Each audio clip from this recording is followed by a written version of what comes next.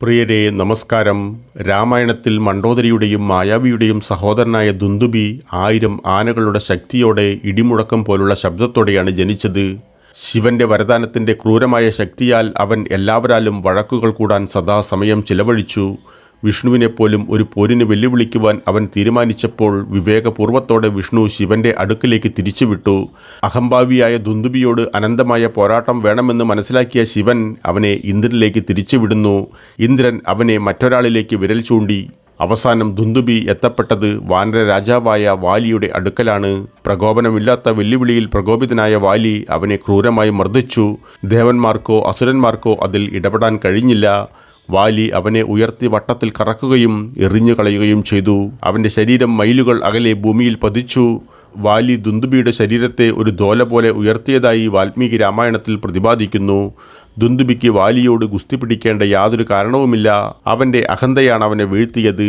ദുന്ദുബിയുടെ വിശദമായ വീഡിയോയിലേക്ക് ഏവർക്കും ഹൃദ്യമായ സ്വാഗതം. പ്രിയരെ, വീഡിയോ കാണുന്നതോടൊപ്പം ചാനൽ വരിക്കാരാകുവാനും അറിയിപ്പുകൾ ലഭിക്കുന്നതിനായി കുടമണി ചിഹ്നം പ്രവർത്തനക്ഷമമാക്കുവാനും ഈ കഥയിൽ നിങ്ങൾ തൃപ്തരാണെങ്കിൽ നിങ്ങളുടെ ഇഷ്ടം അറിയിക്കുവാനും മറ്റുള്ളവരുമായി പങ്കുവയ്ക്കുവാനും മറക്കരുതേ പ്രിയ സുഹൃത്തുക്കളെ. പോത്തിന്റെ രൂപം ധരിച്ച ഒരു ദാനവ രാക്ഷസനായിരുന്നു ദുന്ദുബി.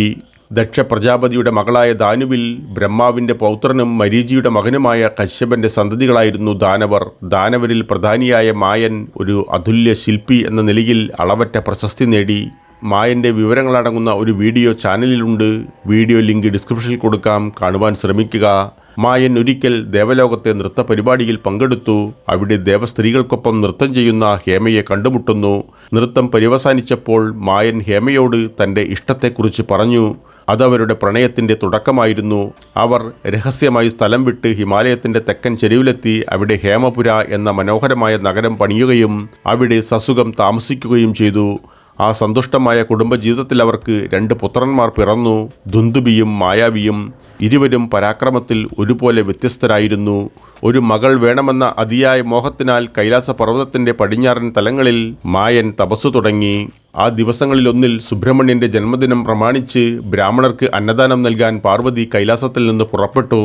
പാർവതിയുടെ അഭാവത്തിൽ സോമരവ്രതം ആചരിക്കുന്ന മധുര എന്ന ദേവസ്ത്രീ കുറച്ചുകാലം അവളെ നിരീക്ഷിച്ച മഹാദേവനെ വന്ദിക്കാൻ കൈലാസത്തിലെത്തി.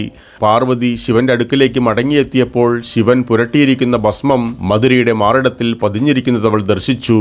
ഇതിൽ നിന്നും അസ്വാഭാവികമായ പ്രവൃത്തി ഊഹിച്ചെടുത്ത പാർവതി കോപിഷ്ഠയാവുകയും മധുരയെ തവളയായി തീരുവാൻ ശപിക്കുകയും ചെയ്തു.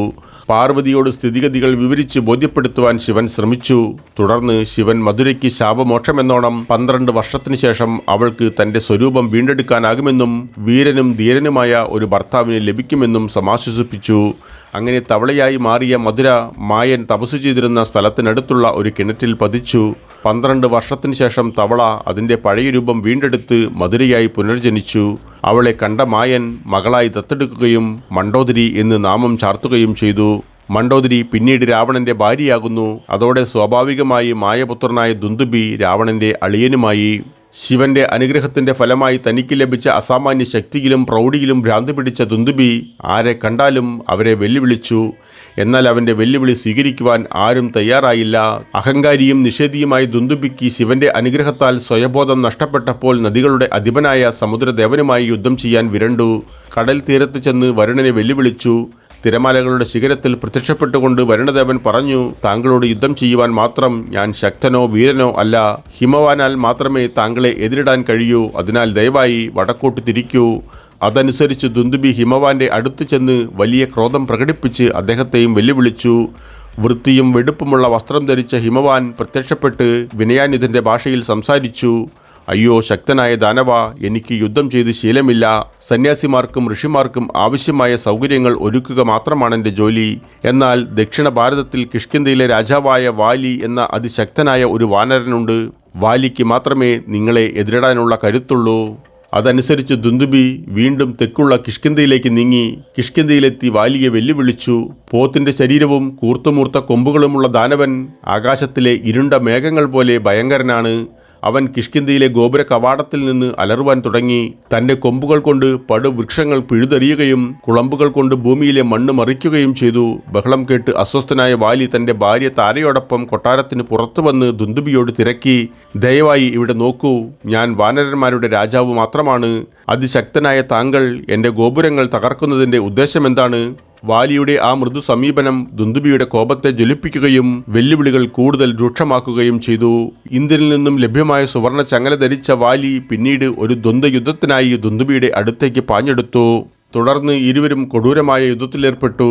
വാലി ദുന്ദുബിയുടെ കൊമ്പുകളിൽ പിടിച്ചു ചുഴറ്റി നിലത്തടിച്ചു. ആ ആഘാതത്തിൽ അവൻ ചതഞ്ഞരഞ്ഞു. ആ ചേതനയേറ്റ ശരീരം വാലി ദൂരേക്ക് വലിച്ചെറിഞ്ഞു. ശരീരം വായുവിൽ നീങ്ങിയപ്പോൾ ഋഷിമുഖ പർവ്വതത്തിൽ താമസിച്ചിരുന്ന മാതംഗമുനിയുടെ ആശ്രമത്തിൽ രക്തത്തുള്ളികൾ പതിച്ചു.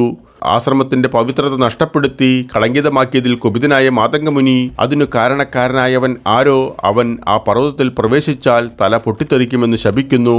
രാക്ഷസ രാജാവായ രാവണൻ സീതയെ തട്ടിക്കൊണ്ടുപോയതിനു ശേഷം ദുഃഖിതരായ രാമനും സഹോദരൻ ലക്ഷ്മണനും സുഗ്രീവനെ കണ്ടുമുട്ടുന്നു. സുഗ്രീവൻ അവരെ സഹായിക്കാമെന്നേറ്റു.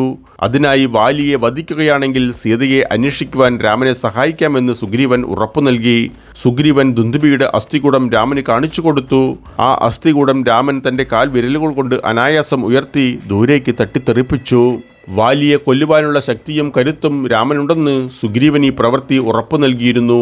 ദുന്ദുബിക്കൊരു മകനുണ്ടായിരുന്നു, മായാവി. അവനെയും ഘോരമായ ഏറ്റുമുട്ടലിൽ വാലി വധിച്ചു. ദുന്ദുബി എന്ന പദം പ്രത്യക്ഷത്തിൽ യുദ്ധത്തിലും സമാധാനത്തിലും ഉപയോഗിക്കുന്ന ഡ്രം എന്ന വാദ്യ ഉപകരണമാണ് അർത്ഥമാക്കുന്നത്.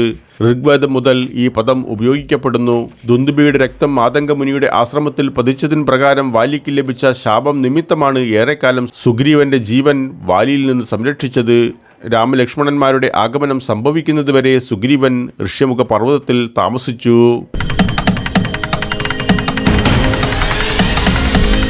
പ്രിയരെ, വീഡിയോ കാണുന്നതോടൊപ്പം ചാനൽ വരിക്കാരാകുവാനും അറിയിപ്പുകൾ ലഭിക്കുന്നതിനായി കുടമണി ചിഹ്നം പ്രവർത്തനക്ഷമമാക്കുവാനും ഈ കഥയിൽ നിങ്ങൾ തൃപ്തരാണെങ്കിൽ നിങ്ങളുടെ ഇഷ്ടം അറിയിക്കുവാനും മറ്റുള്ളവരുമായി പങ്കുവയ്ക്കുവാനും മറക്കരുതേ പ്രിയ സുഹൃത്തുക്കളെ.